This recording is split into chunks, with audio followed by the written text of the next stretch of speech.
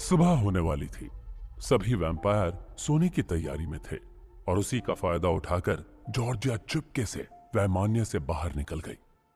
आज जॉर्जिया का मकसद हमेशा की तरह धरती पर सैर करने का नहीं था, बल्कि आज उसमें इंसानों को खोजने का भूत सवार था। योद्धा बनने के बाद जॉर्जिया जल्द से जल्द अपने पिता का बदला लेना चाहती थी। वैम्पायर का देश वैमान्य जंगल के बीचों बीच एक गुफा के अंदर से होते हुए धरती के अंदर बसा था, जिसके कारण इंसानों और जानवरों की नजरों से वो इतने सालों तक छिपा रहा और वहां रहने वाले लोगों को आज तक पता नहीं चला कि धरती पर इंसान भी रहते हैं। गुफा से बाहर आने के बाद जॉर्जिया ने चमगादड़ रूप धारण किया और बेफिक्र होकर जंगल के ऊपर इंसानों की खोज में उड़ने लगी। नीलगिरी का जंगल जुलाई की पहली बारिश पाकर गुलाब के फूल की तरह खिल उठा था। चारों तरफ हरियाली ही हरियाली थी। बादलों में चारों तरफ इंद्रधनुष बन रहे थे। जंगल के सौंदर्य और इंसानों की खोज में जॉर्जिया इतना डूब गई कि उसे एहसास भी नहीं हुआ कि कब वो उड़ते उड़ते जंगल से सैकड़ों मील दूर चली गई। तभी अचानक उसकी नाक में कुछ महक आने लगी। ऐसी महक जॉर्जिया ने पहली बार महसूस की थी। महक ने उसे इतना बेचैन कर दिया कि वो बिना सोचे समझे उस महक की तरफ बढ़ती चली गई। महक का पीछा करते करते जॉर्जिया और सैकड़ों मील दूर चली गई और जब उसने देखा तो हाईवे पर एक्सीडेंट हुआ था। असल में वो महक इंसानों की थी। जॉर्जिया ने पहली बार इंसानों को देखा, जिसे देखकर जॉर्जिया को रहा नहीं गया और वो चमगादड़ से इंसानी रूप बदलकर इंसानों के बीच चली गई। एक्सीडेंट की वजह से हाईवे पर चारों तरफ अफरा तफरी मची हुई थी, जिसकी वजह से किसी की नजर जॉर्जिया की तरफ नहीं गई। एक तरफ से घायल के चीखने और चिल्लाने की आवाज आ रही थी, दूसरी तरफ एम्बुलेंस की आवाज बंद होने का नाम ही नहीं ले रही थी।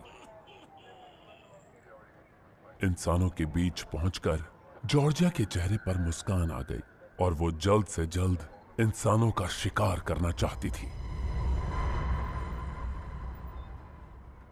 रात का अंधेरा छटने वाला था। आधे एक घंटे में सूरज भी निकलने वाला था।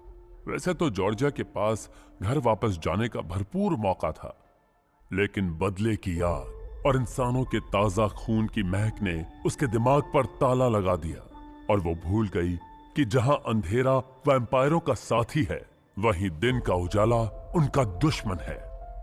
एम्बुलेंस एक घायल व्यक्ति को लेकर हॉस्पिटल की ओर बढ़ चली, जिसे देख जॉर्जिया ने दोबारा से अपना रूप चमगादड़ में बदला और बिना कुछ सोचे समझे एम्बुलेंस के साथ चल पड़ी।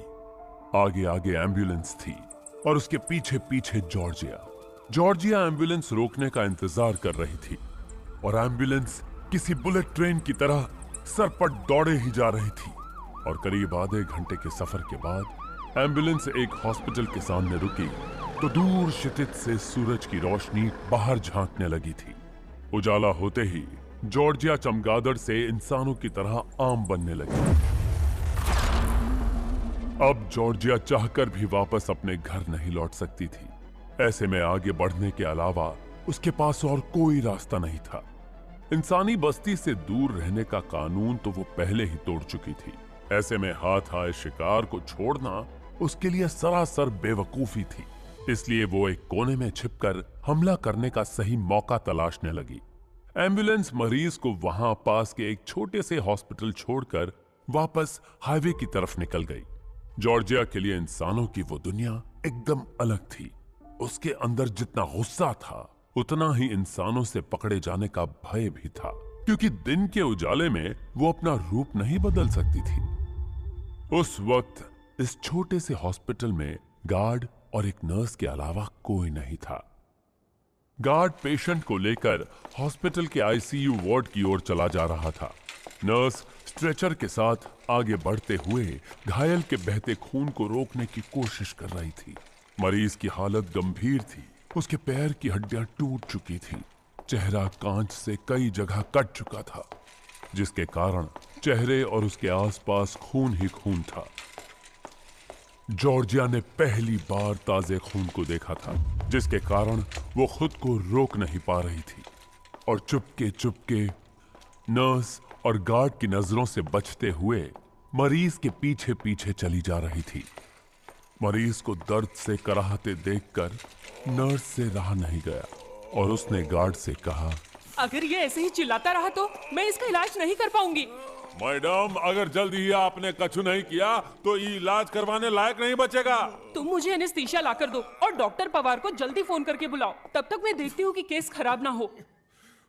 घायल मरीज आईसीयू वार्ड में पहुंच चुका था और फिर घायल मरीज को नर्स के हवाले छोड़कर गार्ड दवाइयों के ढेर में से एनेस्थीसिया खोजने लगा।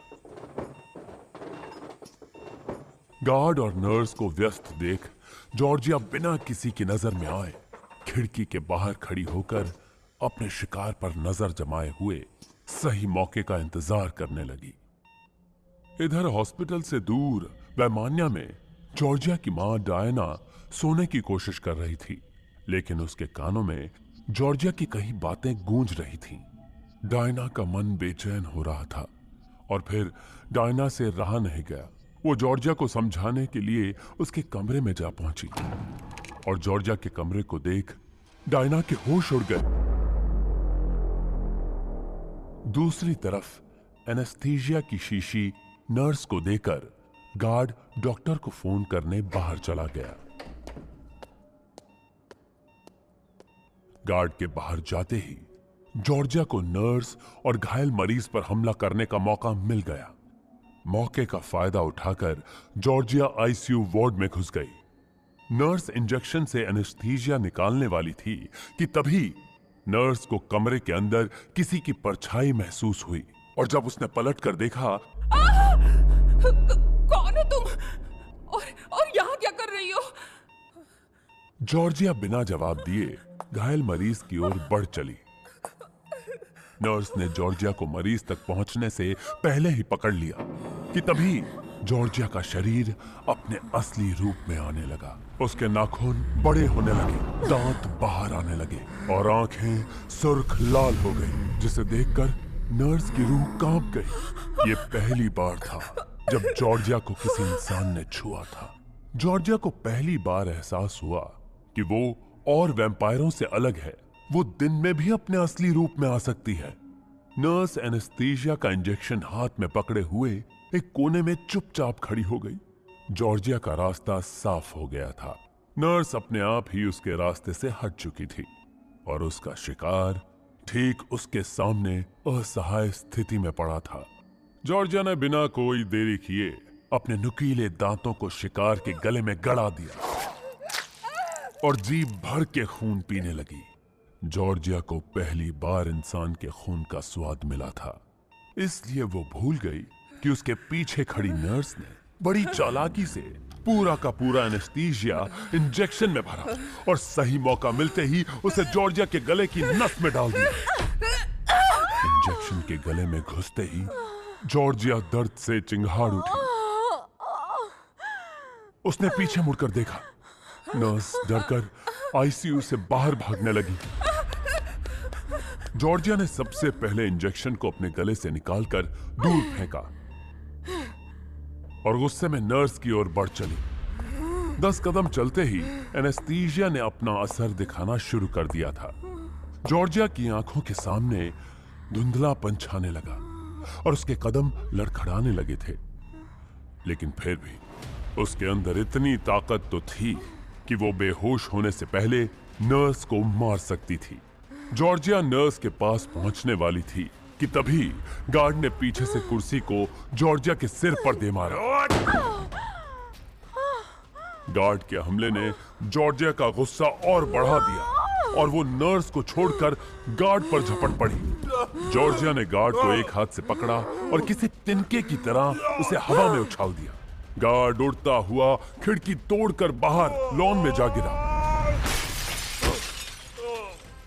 गार्ड को सजा देने के बाद जॉर्जिया नर्स की ओर बढ़ती चली जा रही थी कि तभी एनेस्थीसिया ने अपना असर दिखाया और जॉर्जिया फर्श पर जा गिरी।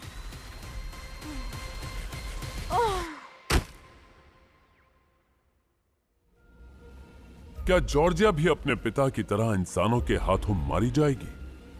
डायना ने जॉर्जिया के कमरे में ऐसा क्या देखा कि उसके होश उड़ गए? इन सवालों के जवाब जानने के लिए सुने